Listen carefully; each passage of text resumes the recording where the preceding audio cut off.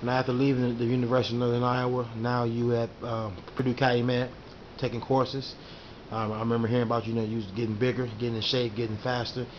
You started going on recruiting visits, but something fatal happened to you that year, going to play with that.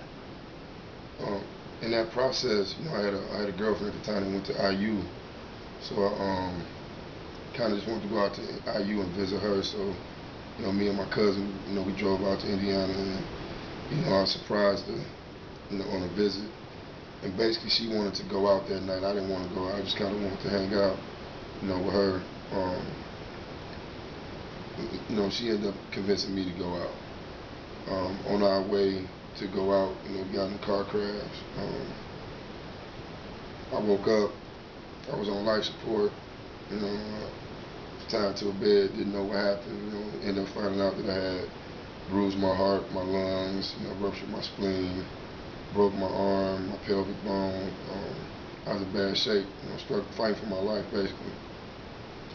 Hey man, that was crazy. I remember being in Michigan at Grand Rapids Community College and hearing about that, man, and just just going to play, man. But the whole situation, man. I know it's difficult to talk about, but just going to play of your thoughts of being on life support, to being, 1 minute, your parents thought you was gonna be gone, but then you fought back.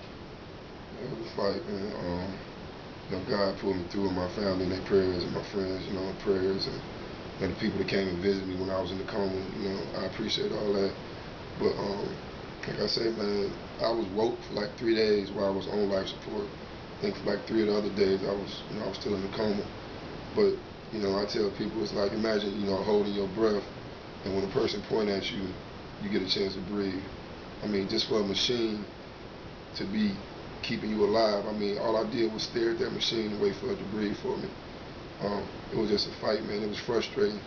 And at the time, I got to think the tube down my throat, and I can't talk to nobody. But I'm thinking in my head, like, I know I'm pretty messed up, but I'm still going to keep playing football. I'm going to get better from this because I always rehab, work hard, and I knew I could come back from that. Now, me talking about this earlier. You were saying 1 minute, you're Twan Kennedy, 6'5", 40-inch vertical, 195-pound wide receiver. Now you're in a wheelchair, your arm broke, and you got the friends that help you to the bathroom. Yeah, that was a down point in my life. Man. I mean, to have my hip broke, I got wires keeping my stomach together. I'm in a cast again. My arm broke. I got more pins in it. Um, can't even lift my legs up. I can't move. I can't push myself in a wheelchair because I only got one arm. Good friends and family, man, take me to the bathroom. Can't even, wipe my own butt. I mean, just was a rough time on me, man. Just from being that person to being this guy that need people. So it was just a hard time for me, man. Like I said, I thank God for the people that was around me to help me get through that, though. Okay. Um, as always, you was a fighter, and we always knew you was gonna come back. Give us the day when the doctor told you you'll never play football again. It was weird, man, because I had to, like I said, I was in a wheelchair for a few months. So I had to, like, I went through therapy. I mean, my therapist would be like, okay, you need to stop. You need to stop. You go swell up here. You go swell up there. And my therapist would say the same thing. I ain't never seen nobody work this hard. And I was challenging them, like, let's do this today. Let's do this today. Let's add this to it. And I really worked myself back. I think I may have been a little faster. And I think I was jumping even higher. I worked hard through therapy. Go from a wheelchair. I mean, like, I was doing dunks after that I couldn't even do, and it was a weird situation. In the midst of trying to train, I did take a recruiting visit to St. Joe's after the accident. So I think St. Joe's was gonna be my move. They had a good quarterback. The running back from Bishop was there. Damon Harmon was there doing well.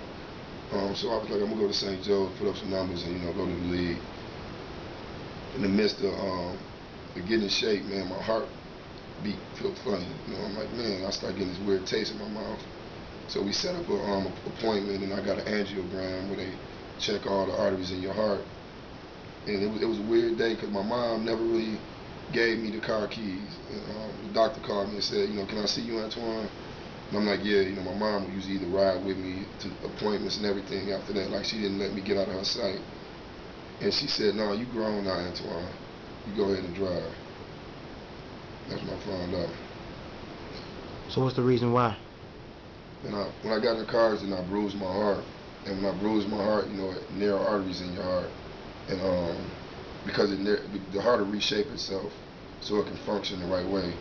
And when I bruised it, it narrowed the artery of my heart, which caused a heart murmur.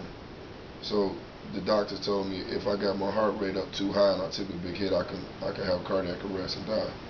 So that was the end of it.